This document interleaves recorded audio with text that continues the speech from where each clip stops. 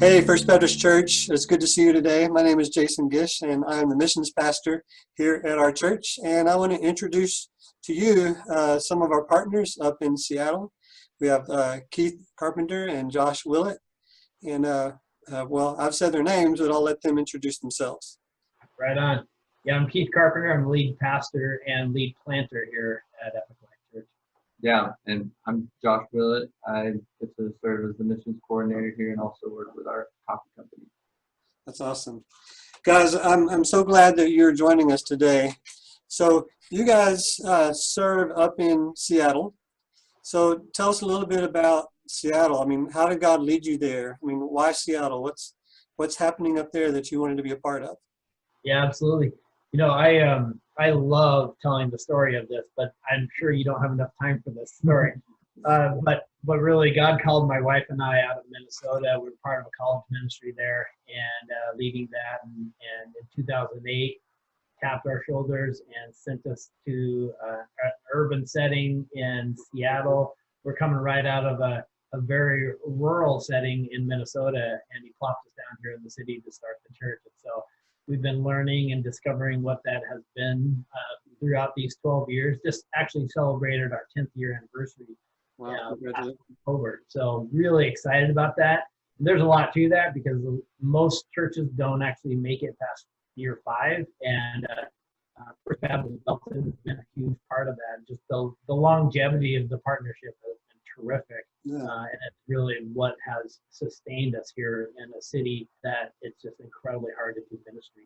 And so, yeah, that partnership is huge. And we carry that partnership on into the future with future church plants, but also bringing on people like Josh, a young man who came out of one of the universities here in the city and has come on the team here in a lot of different ways. Mm-hmm. Yeah. So how'd you get involved? Yeah, so I mean, I grew up mostly in Washington in the Seattle area, so I'm very familiar. This is basically my home and where I grew up. And like you said, I studied theology actually at university near here with the intention of youth ministry is what God was calling me to. And so our youth pastor offered me, I met him through like a summer camp, and the youth pastor here offered me an internship with him.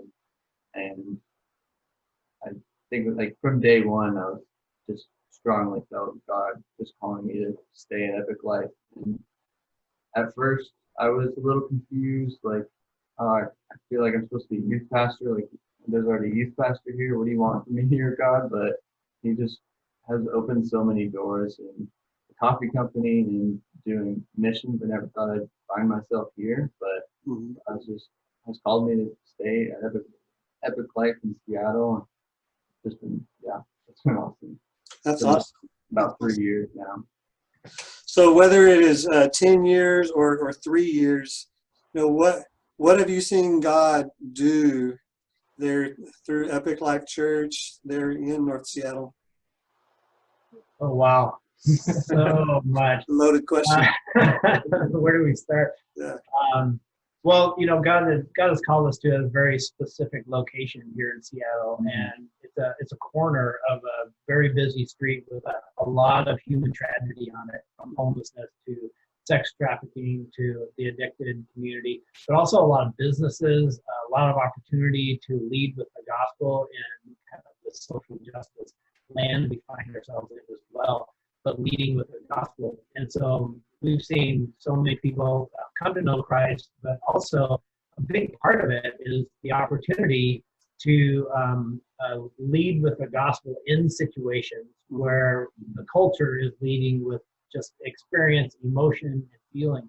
And so we do that with our we have a business as a mission, which allows us to step into a lot of the culture in this area. We also really engage in our business community in a nonprofit called For North Seattle. And so those are great opportunities, but we really talk a lot about leading with the gospel inside of those. And then planting churches. And the city, seriously, there's not a lot of churches here.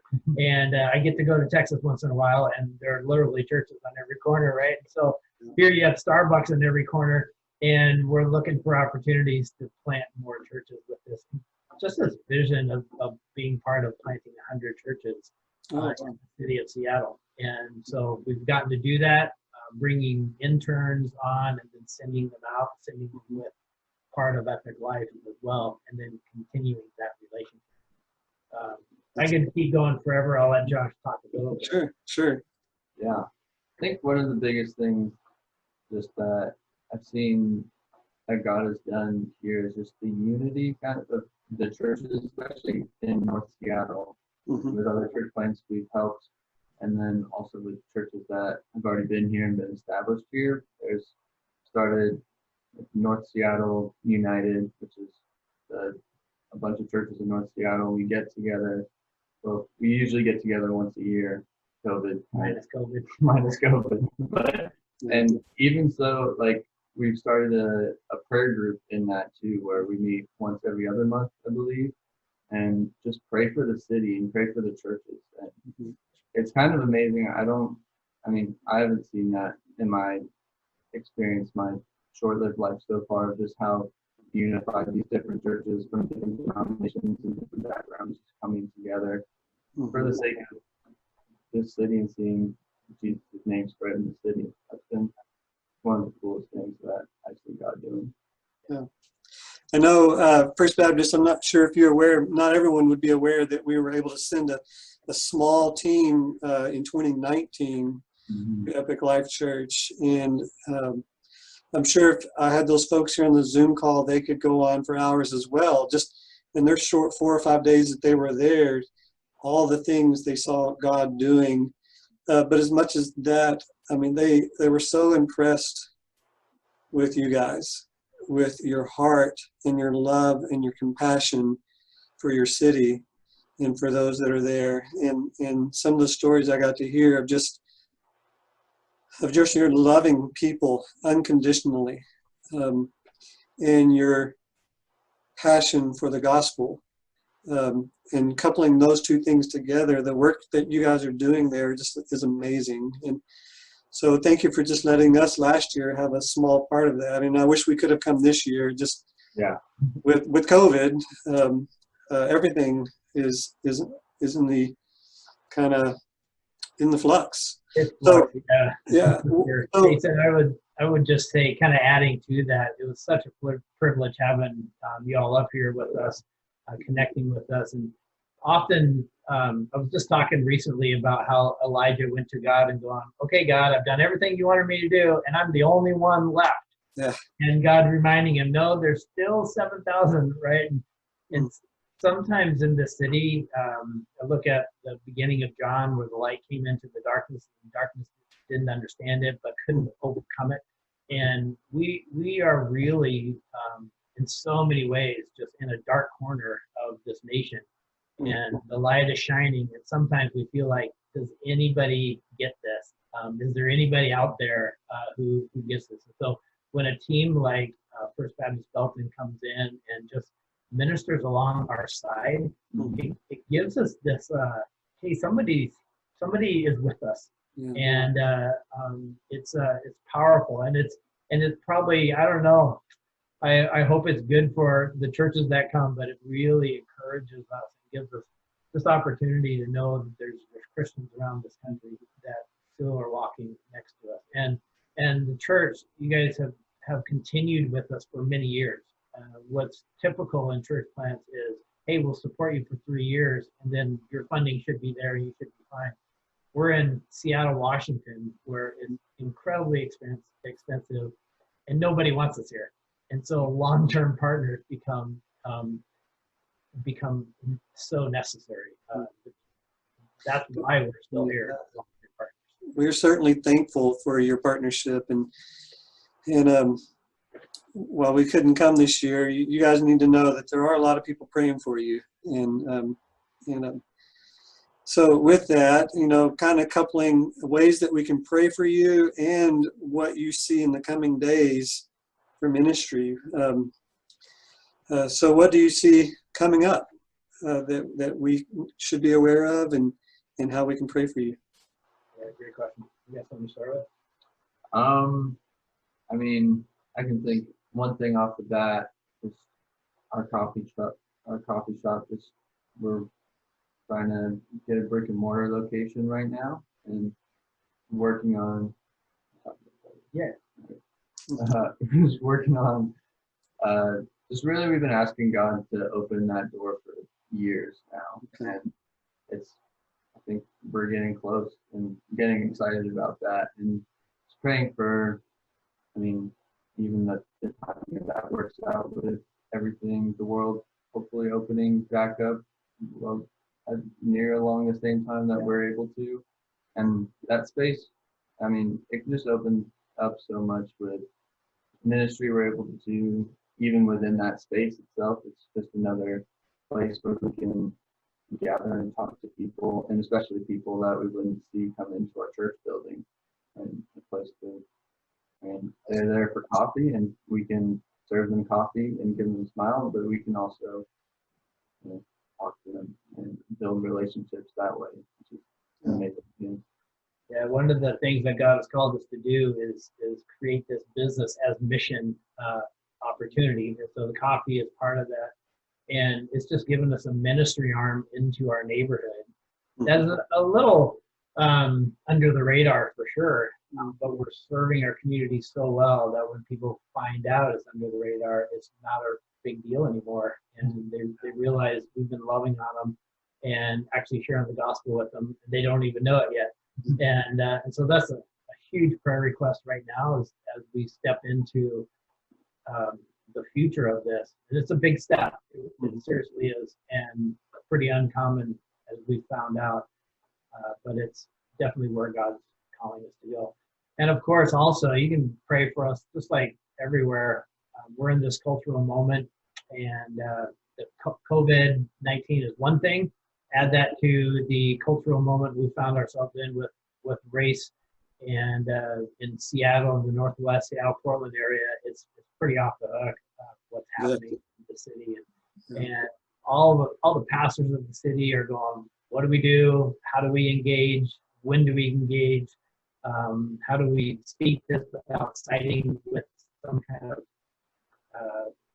organization that believes completely different than we really want to be teaching?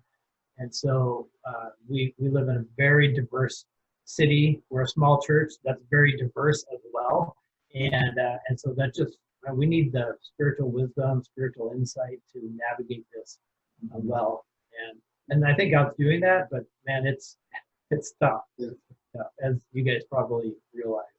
Yeah, I mean, and one thing is for sure is that we don't have the right to sit back and be passive about this. I mean, we are the church. I mean, you are the church, and God has planted you right there, almost in the middle of it. I mean, physically, but definitely culturally, you're right there in the middle of it. And so, for such a time as this, this is where you are.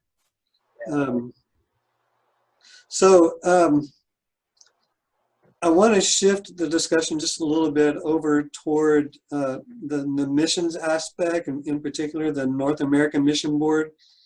How have you guys related with the North American Mission Board in the past, and how do you do so now?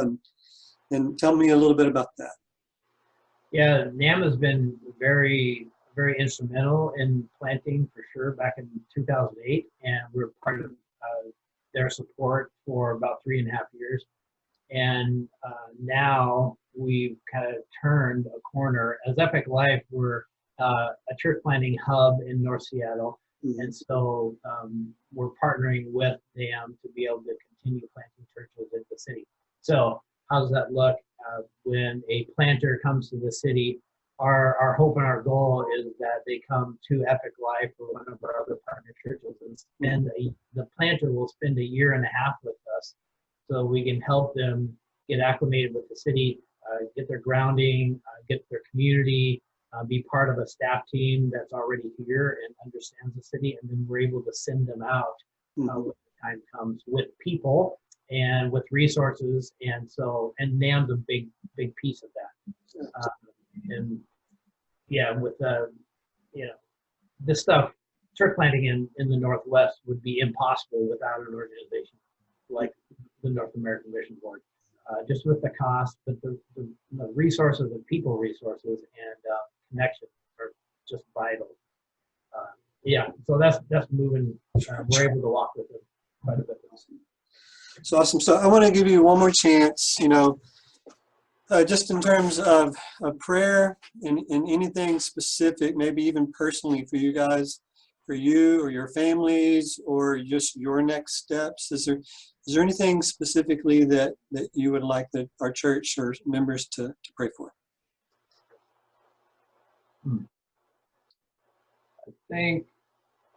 One thing with COVID and everything going on, I would say just giving us as staff the wisdom to just figure out how and when, and just we want to call it not like come back, but to gather together again, just in person and figure that out. We did a live stream last Sunday, which was awesome. Being in the room, for me at least, like it was the first time in 4 months. For the first time in 4 months was amazing. And so, but figuring out just where people in our church are with how comfortable they are meeting, and how to, we want them to feel comfortable and safe, and don't want to put anybody in jeopardy. And as you guys know, there's just a lot of weird, like, intangibles that you're dealing with. Yeah. One thing is for sure. People need to be together, and believers need to worship together. And I know everybody is yearning for that day. But until that time, we learn how to minister in different ways. Yeah, and I would also just seek prayer for being part of a church planting organization and movement is there's a lot of soul blood that gets spilt doing this, and so we just need prayer for grit, for stamina, for being able to continue. Since we've been here, we've seen 25 churches plant and close inside of that time, and so that we celebrated 10 years is remarkable, to tell you the truth. And so God has sustained us in that sustaining.